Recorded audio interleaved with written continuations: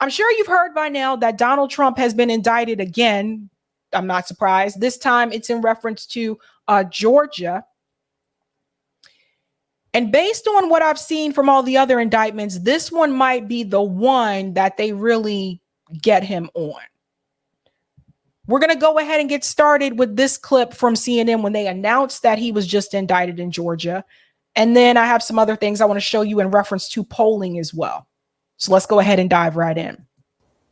I want to bring you up to speed. An Atlanta-based grand jury indicted former President Donald Trump on state charges stemming from his efforts to overturn Joe Biden's victory over him in the November 2020 election in Georgia.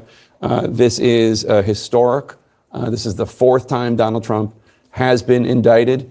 Let me bring in Caitlin Collins right now. Caitlin, I'm not sure if you have the indictment unsealed. Is Caitlin, is Caitlin there?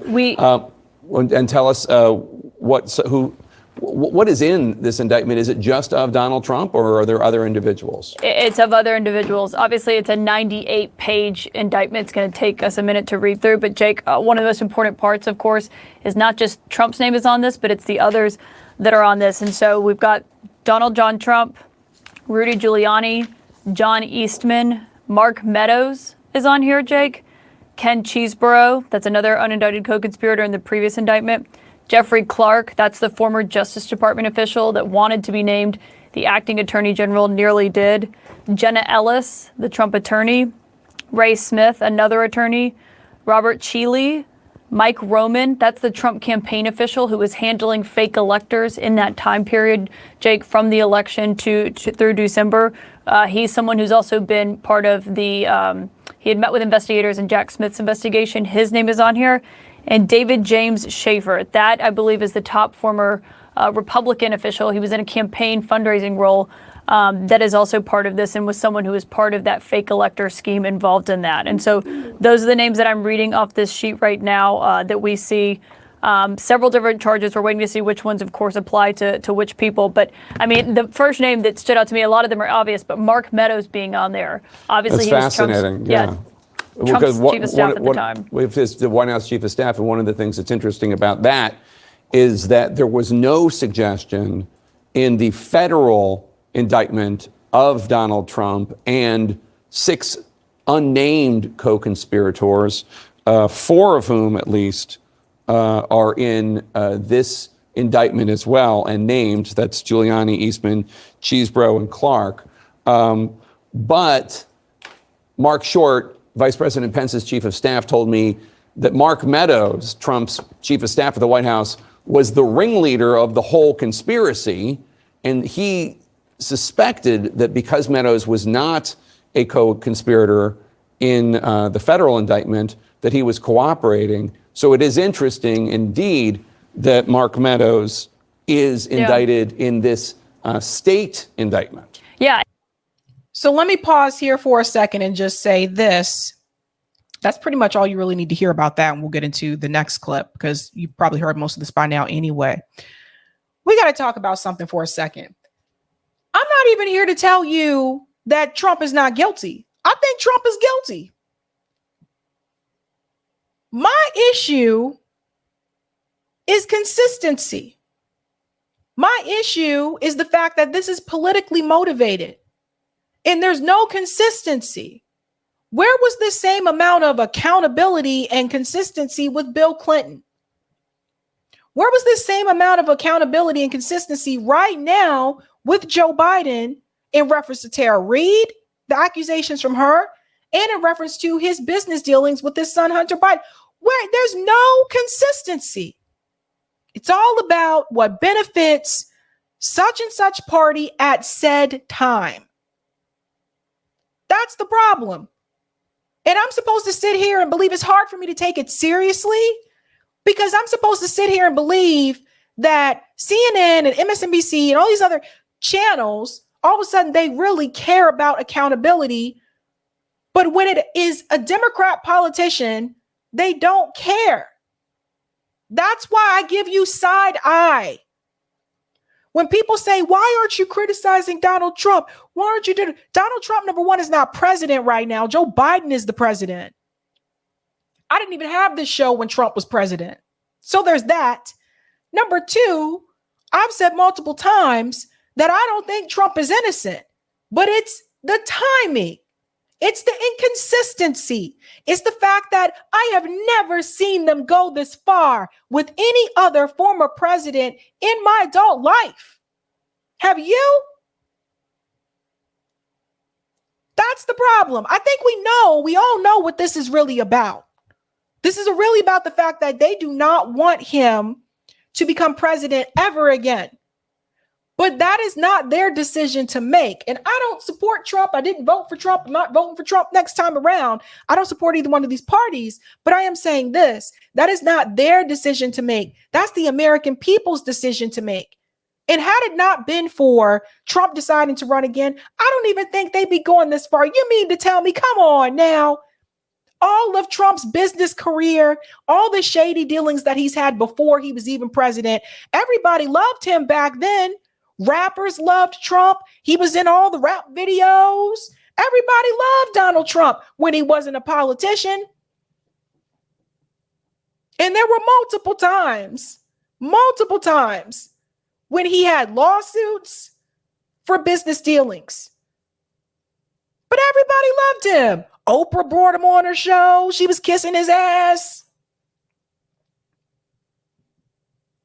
But the moment he became president, then it was like, oh, no, we don't like him anymore. He's a bad person. He has bad business practices. You knew that before he was president. But y'all loved him back then. But it's the hypocrisy and the inconsistencies. And I think Glenn Greenwald points this out so well. And I'm going to play a clip from his system update because I want you to hear this. There's a lot of hypocrisy. We want to talk about election integrity.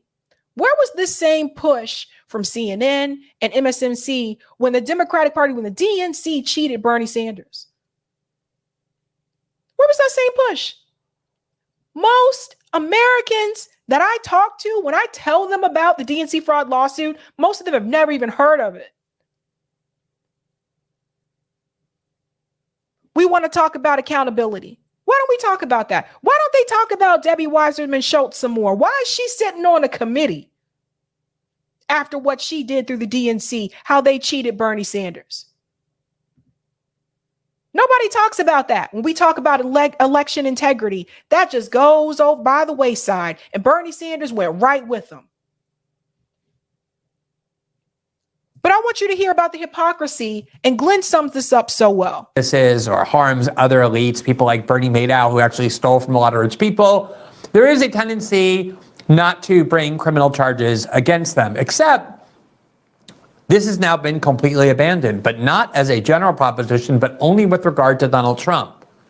He spent 77 years involved in all sorts of transactions that left a lot of people angry, was sued up, was never charged with a crime, and I guess you're now supposed to believe that at the age of 76, he has turned into a chronic criminal. It's a gigantic coincidence that he amassed a huge amount of political power and exercised it in a way that angered every sector of institutional authority in the United States, every sector of American power. The U.S. security state turned against him from the start. The corporate media was united against him. Almost every politician in establishment Republican politics, either publicly or secretly, despised him. I guess you're supposed to believe, if you want to view these prosecutions as valid, that all that is a gigantic coincidence, that Donald Trump simply broke the law repeatedly, violated the law, the criminal law, committed major crimes in a way that requires, in each of these cases, the law to be pioneered, for new sorts of legal theories to be embraced about what is a crime and what isn't, and that none of it has anything to do with political motivation, with residual anger over the way Trump exercised political power, and especially with fear that Donald Trump is leading most public opinion polls, not just within the Republican primary, but also in a head-to-head matchup with Joe Biden to regain the presidency in 2024. 24, something that leaves most establishment centers of power in the United States aghast. Now, we have, each time President Trump was previously indicted, spent the show dissecting the indictment, dissecting and analyzing the legal issues raised by them. It's not entirely necessary to do so with this latest indictment yesterday from the grand jury in Georgia at the hands of this Fulton County District Attorney, because it's extremely similar in its factual framework to the indictment on a federal level that was brought by Jack Smith just a week ago. Jack Smith's indictment, the second one, the first one was about Donald Trump's alleged carelessness with classified documents in Mar-a-Lago, which, as of course you know, if anyone is careless with classified documents in our media and political elite, they're instantly charged with crimes. He's being sarcastic. So with that particular indictment, like I said back when I covered that story, again, where was that same accountability for Bill Clinton? Also, same thing, classified documents. Joe Biden has admitted publicly to having classified documents going back to when he was vice president, right? So that's what I mean about the consistent. They're just inconsistent. It's just all about what works for that party at that point in time when it's convenient to work for them. And right now it's convenient for them to not have Trump back in the White House again. It's also convenient for them not to have Trump back in the White House again so they can continue this war with Russia and Ukraine, right? Think about that. Of course, that's exactly untrue. They leak classified information every single day. No one cares. Everyone knows that's part of the game. Trump's not even accused of having done that.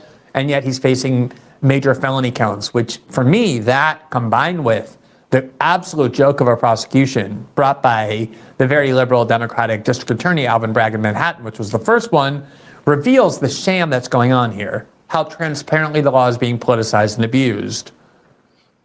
The third indictment, the first federal one, which was the second federal one, which was brought by Jack Smith, alleged that Trump's efforts to contest and then invalidate the certified results of the 2020 election that certified Joe Biden as the winner and Donald Trump as the loser was criminal in nature. And that's exactly what this new indictment in Georgia alleges. It's based on almost the same facts.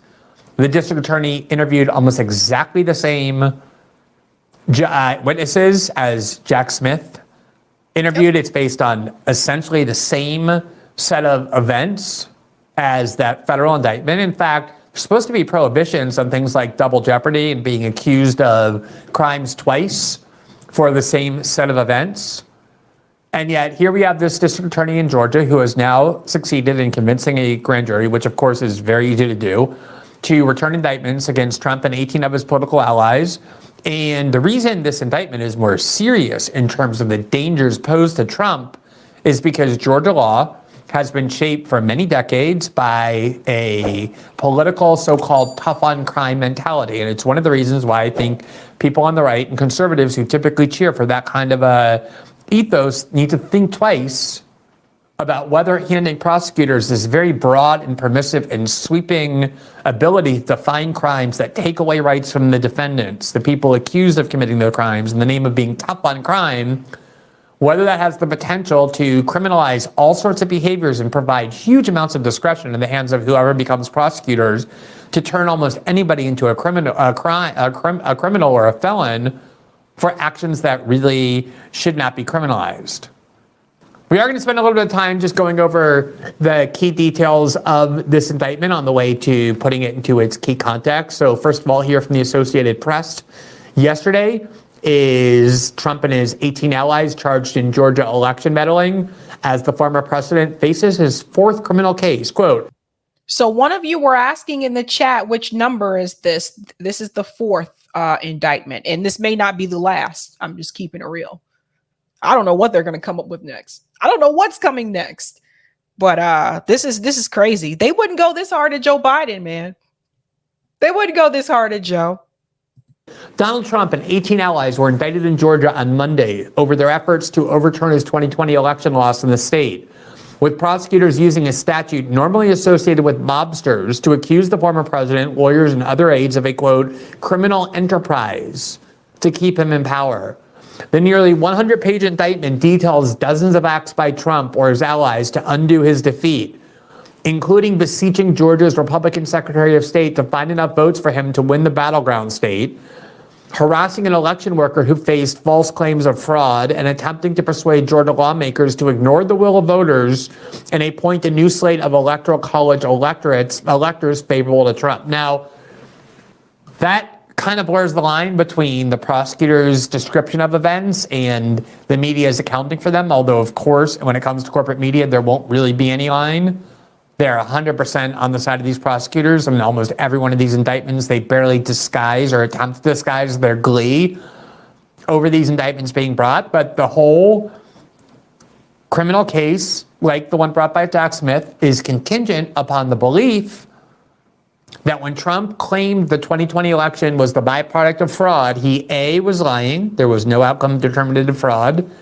B, he knew he was lying. In other words, he wasn't pursuing claims that he thought were valid or had any good faith to them.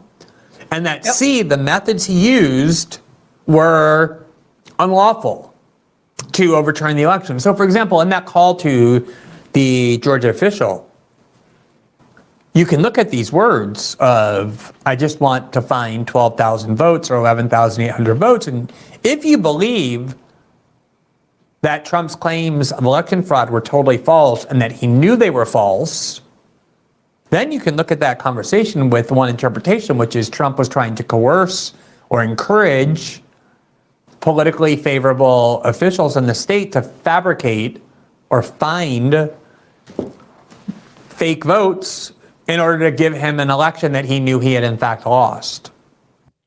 Yeah, there's different ways that they can argue this, or that, I don't know. I'm pretty sure Trump probably has like the best attorneys. Like, this is not the first time Trump has been in trouble legally. Before he was president, he had issues legally. But the way that Glenn just described it, like, they can like argue it that way and say that he was trying to do this thing. But again, the problem that I have, even especially with this particular situation, is, I mean, who are we? Who is the Democratic Party? Any of them? Who are they really to point fingers at people for cheating? And the reason why I say that is because where's that same accountability for the DNC? There was none, right? What did the judge say in the DNC fraud lawsuit? That the DNC is private corporation, so they can do what they want. They don't really have to allow you to have Bernie Sanders as the nominee or give super delegates to Bernie Sanders, even though he won them fairly. They don't have to do that. They do not owe you a fair election. That's what was decided in the court. So we got some problems here. This is what I'm trying to, again, both parties have this issue. And I'm gonna fast forward a little bit here because it's not just Donald Trump. If we want to talk about Georgia, let me get to the Stacey Abrams issue. We want to talk about Georgia. I'm doing this right. Okay, yeah. There's also the issue with Stacey Abrams. Let me make sure I'm lining it up right. Who has said, yes, this indictment is about protected free speech. Of course, they all say that it's not. You have to actually look past that claim and see whether it's valid. And if you look at these events in this indictment, just like in Jack Smith's indictment, the question of whether Trump really believed that there was election fraud and whether he really believed because his lawyers told him that these were valid means of contesting election are critical because it changes the interpretation of everything. If Trump genuinely believed there was voting fraud, and I know for sure a lot of his followers do, and I believe Trump did as well, despite having been told by some people that there was not enough voting fraud, including Bill Barr. He was told by a lot of other people that he trusted more that there was. And yes, state of mind is crucial for a crime. It is in every single case. If you take a car and run somebody over because you hate that person and want to kill them, that is a completely different act under the criminal law than if you take that car and are drinking and run into somebody by accident whom you don't know and have no intention to kill, even though it looks exactly like the same act. Exactly. See, Glenn is so smart. I don't know if you guys watch System Update. If you don't watch System Update, you should. Preferably watch it on Rumble because you get the full show on Rumble. But that's a good point to point out. And again, like, I'd like us to go into things thinking in a way, just because you don't like someone or you don't want someone to be president again, that doesn't mean that what they were fighting against is wrong or is right. You have to go into it still with the open mind. Now, Glenn, lawyer, he has to do that, right? As an attorney, like, you have to do that. But what I want to point out is, how is this that different from what Stacey Abrams did? Remember when Stacey Abrams said she refused to accept the results? How is this so much different? And where was that same, push or, any type of like indictment towards Stacey Abrams when she made those claims and she refused to accept, those results? But see, because she's a part of the Democratic Party, they just kind of see it's okay because she's on their team. And that's one of the biggest criticisms that I have about both of these parties, is that if it's someone that's a part of your party that is accused of being in the wrong, there's all these excuses for why they did what they did. Most of the time, they're not held accountable, depending on who the party is at that point in time. It's not fair across the board. Let's let him continue. When the only difference is what's going on in your mind. And then if you can prove that you took that car and ran that person over because you actually heard voices in your head as a result of a mental illness, that someone in your head told you to run that person over, or you hallucinated that they were coming to kill you and you could prove that, you won't be guilty of any crime at all because you lack the requisite criminal intent. Intent is everything in the criminal law. Although I will say, I do have to disagree with Glenn here, because there was a case here in Massachusetts years ago where I think he had just turned 18-year-old kid was texting and driving, and that's illegal in Massachusetts. He was texting and driving, and he accidentally, ran into the car in front of him because he was texting and driving.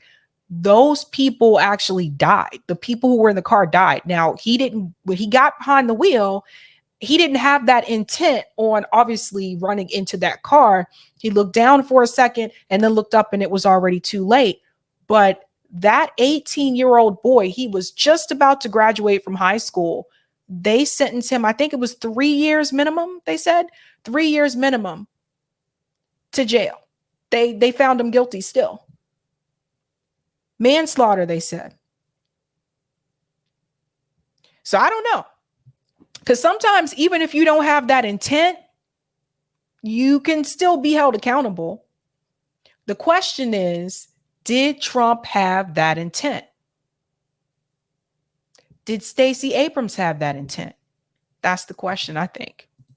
And it's so much reminds me of everything that Russiagate was based on, where Trump stood up in a press conference and said, Russia, if you're listening, maybe you can get Hillary Clinton's emails. He was mocking the media so blatantly and flagrantly, using that kind of satirical tone that he always uses, because they were asking him about whether he had worked with the Russians to hack into the DNC's emails. He thought it was preposterous. And so we said, Russia, if you're listening, maybe you can find those missing Hillary Clinton emails.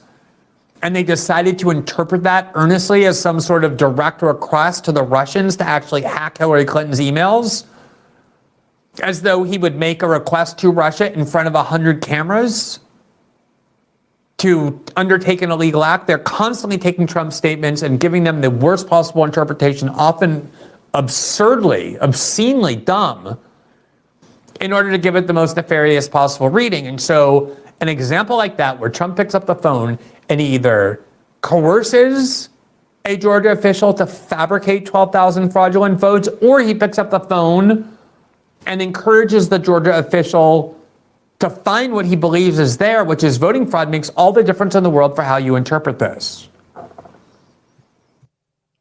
But I think the problem is, though, if he still picked up that phone, like, like I get it. Like, so again, like Glenn, lawyer, he's going to look at it a little bit differently than I think I would look at it, because the way I kind of see it still, if he still picked up that phone, again, you still complicit in a way. One of the things I'm increasingly seeing is that when Trump was first indicted, almost every Republican was extremely careful not to defend the prosecutor, including Governor DeSantis, Trump's main opposition. Usually in an election, if your main opponent is indicted, of course you jump on that. You're excited by that. But DeSantis has been very careful, as has almost every other Republican candidate, except the ones who have no chance, who are just there to bash Trump and get on TV for it, like Chris Christie and Asa Hutchinson. But the ones who actually believe they're real candidates to have a chance have been very careful to defend Trump and criticize these prosecutors. Obviously, that was easy to do in the Alvin Bragg prosecution because it's so blatantly frivolous, that case. As you might recall, it just alleges that there was like a bookkeeping inaccuracy designed to mischaracterize the nature of the payments to Stormy Daniels as instead a legal fee, and they took a completely unprecedented legal theory to try and turn that into a felony. Something like that would always be a misdemeanor because Alvin Bragg wanted attention and wanted political approval and wanted to be able to, for ideological reasons, turn Donald Trump into a criminal by dragging him in before a Manhattan jury, knowing they will be politically motivated against him. What I'm now seeing, though, is not so much Ron DeSantis or other candidates coming out and defending these prosecutors because they know Republican voters don't want to hear that, but there are a lot of people, surrogates and the like, people online with a lot of influence who support DeSantis, who are increasingly getting very vocal about starting to defend these prosecutors.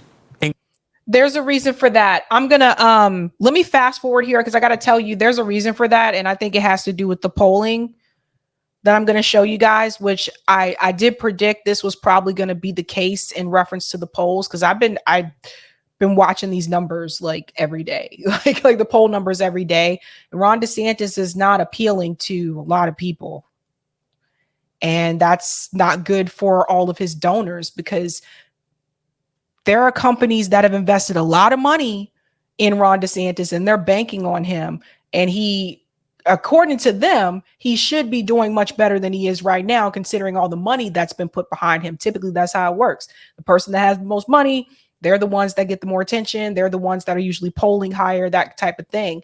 Even when you look at someone like Bernie Sanders, grassroots campaign, 2020, Bernie Sanders still had the most money. So what we tend to look at here in this particular situation, I believe, and I'll show you the numbers, I believe that the reason why that is happening, what Glenn just said, is because Ron DeSantis is not doing as well as they think that he should be. In fact, his numbers continue to decrease. And every time Trump gets indicted, his numbers increase again and again and again. And they just increased again. So if you put all that money behind Ron DeSantis and you're like, dude, what the hell is up with this guy? Why does he continue to sink in the polls? Trump is on his fourth indictment. Why the hell is he continued to increase in the polls? That's something to think about. Maybe they should not have invested in any of these politicians, but it's not a good look, particularly if it is true that they went to Fox News and said that DeSantis is going to be the person that we focus on. We're not going to get behind Trump this time, and Trump is blowing him out of the water in the polls, then that's going to be a problem. Think about it. Let me scoot forward a little bit here because I think I'm looking at the time and I know I got to jump into. Okay, here we go. Is that Donald Trump did exactly that was illegal. He definitely sued in court multiple times and lost, which is absolutely his right to do. He told Mike Pence what he heard from his lawyers was Mike Pence's ability to do, even if it wasn't, which is act as that vice presidential role and reject as certified results, ones that he regarded had evidence of fraud, and send them back to the states. He arranged for an alternative state of electors to be ready to be anointed in the event he could prove that there was fraud. But what about this is criminal? Which of these steps are illegal? You really have to stretch the law to make it into a crime. I'm not saying it's impossible, but this is what I've been saying from the beginning. If we're going to abandon decades worth of consensus among Washington elites and the political and media class, consensus that I have not shared, that I have rejected, but I only want it abandoned if it's going to be applied legally to equally to everybody. I don't want it to be a one-time only exemption for Trump. I had been arguing since the beginning of writing about politics that the media's fraudulent neutrality or posture of not having opinions or not being subjective was devastating to journalism because everybody knows it's a fraud. And that, of course, sometimes as a journalist, you have to take sides if one side is saying something untrue and the other side is saying something true. The example I always use was the use of torture methods by George Bush and Dick Cheney that had been regarded as torture in every single jurisdiction, including American jurisdictions, for decades. And I don't just mean waterboarding. Let me just pause there for a second because I want to show you the polls. This tweet was August. Hold on, let me come down because sometimes they show. This was August 16th, okay? Yesterday. Look at this. 2024 National Republican Primary shift since August 8th. Trump is at 60%. In this particular poll, 60%. Look at this here. DeSantis was in second place. Look who's in second place now. Vivek Ramaswamy, 13%. This was one prediction that I did make. Now, keep in mind, this is one poll. There are many polls. This is one prediction that I did make that if Ron DeSantis did not choose to, if Ron DeSantis did not decide to focus his campaign, pivot and focus his campaign on the economy and get away from this, we're not going to talk about woke. And if he didn't get some type of personality and get some charisma, okay, that he was going to continue to drop down and Vivek was going to pass him. So in this particular poll, let's see, Vivek has passed him by 13%. Ron DeSantis has 8%. And then there's Chris Christie, Pence, Haley, Scott, etc. Now, this is from RMG Research poll. So if I look at this chart here too, you can see the difference, what's happened, right? So in June, you'll see Ron DeSantis was at like 14%, August 15%. He had a bump like that first week of August, and now 8%. I don't know what Ron said, but something happened. And then you'll see Vivek came from 3%. I told you guys, keep your eye on this one. Keep your eye on Vivek Ramaswamy because he's steadily climbing. He was at 3%. Actually, he was at 0.03 before all of this. 10% first week of August, now 13%. August 11th through the 14th. So, but Trump is now at 60%. And this is what I've been trying to tell you guys. Every time he gets indicted, he continues to climb in the polls. And that's what this is scaring a lot of people. And I'm going to be honest with you. I even think it's scaring some Republicans, especially the ones that were banking on Ron DeSantis to be that guy. Turns out he's not that guy. He's not even charismatic. He has no charisma. I told you guys about this. And even with Vivek, like, I don't agree with what he says either. But apparently some people are. When you look at this indictment against Trump, one thing you have to keep in mind again is that this is all political. It's not to say that he's innocent. I don't think he is. but it's not being applied to everybody the same. That's the problem I have.